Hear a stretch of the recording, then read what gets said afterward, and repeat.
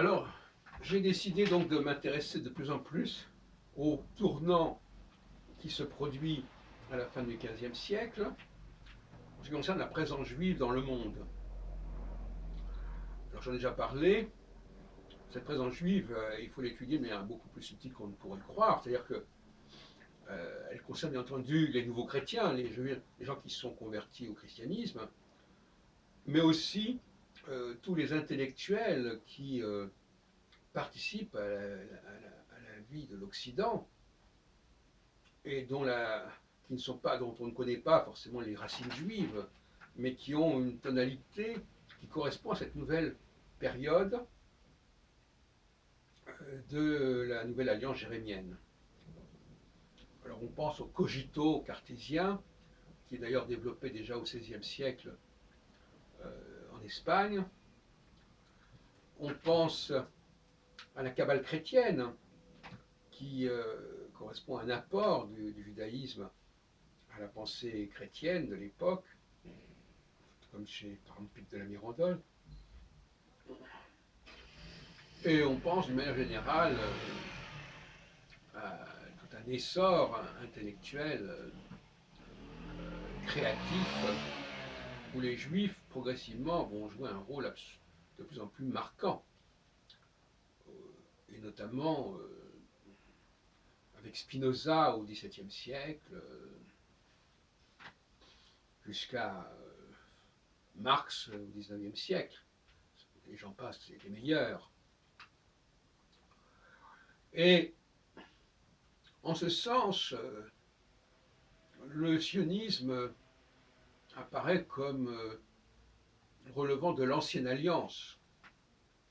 Le retour à la terre promise, le retour à la religion aussi, l'idée d'un nouveau temple, etc. Tout ça, c'est l'ancienne alliance. Et face à ça, il y a le judaïsme laïque, le judaïsme des gens qui se disent juifs tout en ne pratiquant pas,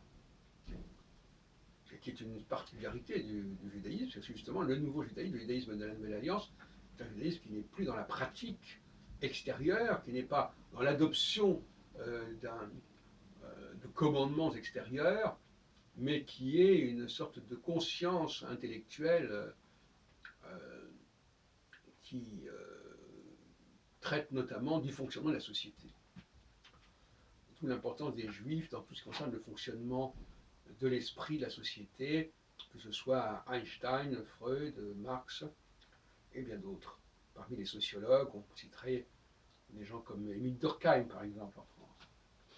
Alors, donc ces juifs qui ont une conscience très aiguë du fonctionnement de la société, mais aussi avec Freud du fonctionnement de l'esprit. De toute façon, pour moi, c'est lié, parce que le surmoi freudien, on le retrouve au niveau de la question du pouvoir, au niveau politique.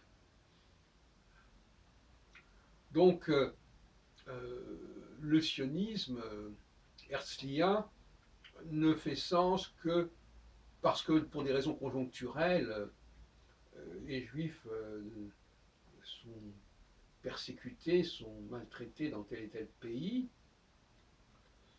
et propose une sorte de refuge, d'abri, d'asile pour ces juifs-là, qui à l'époque n'avait absolument rien à voir avec l'idée d'un retour à Sion, d'autant plus que pour Herzl, la solution de la question juive n'était pas automatiquement liée à Sion. Il parle lui-même dans l'État juif de la Palestine,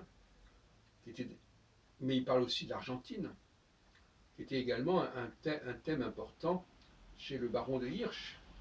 Et ma famille, d'ailleurs, fait partie de ce mouvement vers l'Argentine, puisque ma grand-mère, Claude Jonquière, a écrit un livre qui s'appelle Une femme dans la Pampa, et que ma mère elle-même est née en 1913 à côté de Buenos Aires, à Haedo. Donc,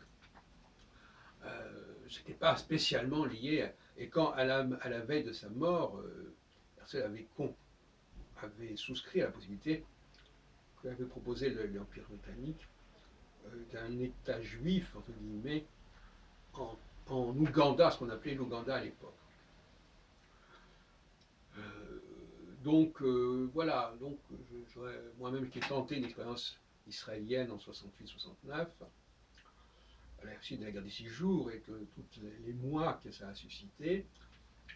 Je suis devenu antisioniste d'une certaine manière.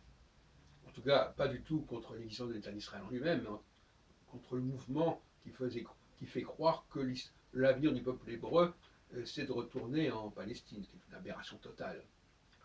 Et on entend encore ça l'autre jour, j'entendais ça, je ne sais pas chez qui disait ah oui, il y a déjà la moitié des Juifs qui vivent en Palestine, en Israël, comme si c'était la preuve que le mouvement devrait continuer indéfiniment jusqu'à épuisement de la diaspora. Bon. Donc, il y a un vrai débat à ce sujet entre les Juifs de l'Ancienne Alliance et de la Nouvelle Alliance, qui implique bien entendu la question chrétienne, puisque les chrétiens aussi ont une instrumentalisation de l'idée de Nouvelle Alliance, qu'ils en font quelque chose de totalement incroyable et aberrant. Mais enfin bon, j'en ai parlé déjà à l'occasion. La Nouvelle Alliance, de toute façon, ne s'est pas réalisée pratiquement avant la fin du XVe siècle. De toute façon.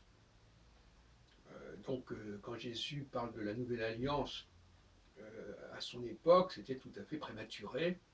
Et c'est pour cela d'ailleurs que ça n'a pas fonctionné et que c'était simplement une prophétie autoréalisatrice qui a eu sa propre dynamique intérieure, mais ça n'a pas été validé par l'histoire.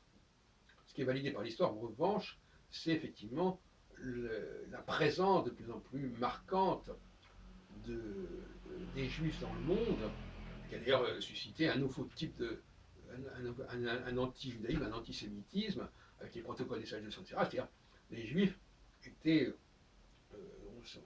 étaient accusés de vouloir prendre le pouvoir, ce qui n'est pas faux d'ailleurs. Peut-être qu'ils ont vocation quelque part à prendre le pouvoir. Et la Nouvelle Alliance ne va pas à l'encontre de cette vocation. Au contraire. Mais elle implique que les Juifs ne s'isolent pas entre eux, mais qu'au contraire, ils rayonnent et soient présents dans le monde.